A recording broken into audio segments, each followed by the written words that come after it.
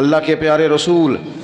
صلی اللہ تعالی علیہ وسلم نے فرمایا، اے لوگو تم پر ایک عظیم المرتبت مہینہ سایہ فگن ہو رہا ہے۔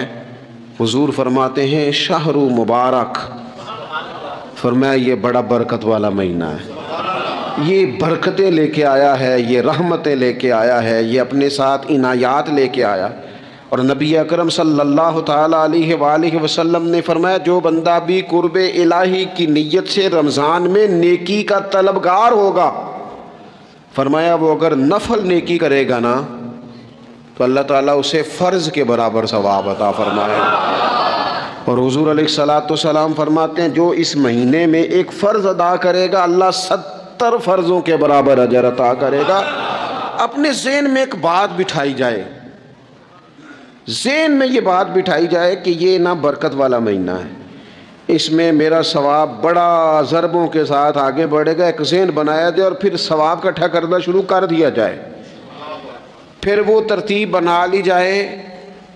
کاروباری نہیں، روحانی ترتیب، کاروباری نہیں، یعنی نئے سے نئے سٹال نہ تیار کیے جائیں، مہنگائی کیسے کرنی ہے اور کس طرح کر کے کن چیزوں کی آج کل مانگ ہوگی، کس ترتیب سے سودا پہلے ہی خریدنا ہے، مہنگا کیسے کرنا ہے، اللہ معاف کرے مصنوعی قلت کیسے پیدا کرنی ہے، کمائی کیسے کرنی ہے۔ رمضان کے اندر جناب لوگ ساری ترتیب لگا کے ساری، میرے ایک دوست ہیں میڈیکل کے شعبے سے وابستہ ہیں، تو مجھے کہنے لگے کہ ڈاکٹر بھی اپنی روٹین بدلتے ہیں اور معدے والی ساری دوائیاں بھی اکٹھی کر لیتے ہیں چونکہ رمضان آنے والا ہے، یہ زیادہ لوگ استعمال کریں گے۔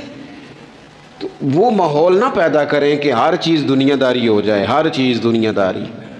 نہیں، ہر چیز کو ایک نیا روپ دے دیا جائے اور نیا سے نیا مال کمانے کا سلیقہ بنایا جائے۔ میں اکثر کہا کرتا ہوں کہ رمضان تو اس لیے تھا نا کہ اس میں کم کھانا ہے، تھوڑا کھانا ہے، لیکن اگر بندہ کہے کہ میں نے صبح کا چونکہ کھایا نہیں لہذا اب شام کو اتنا کھانا ہے کہ ہفتے سے پہلے ڈاکٹر کے پاس بھی جانا ہے،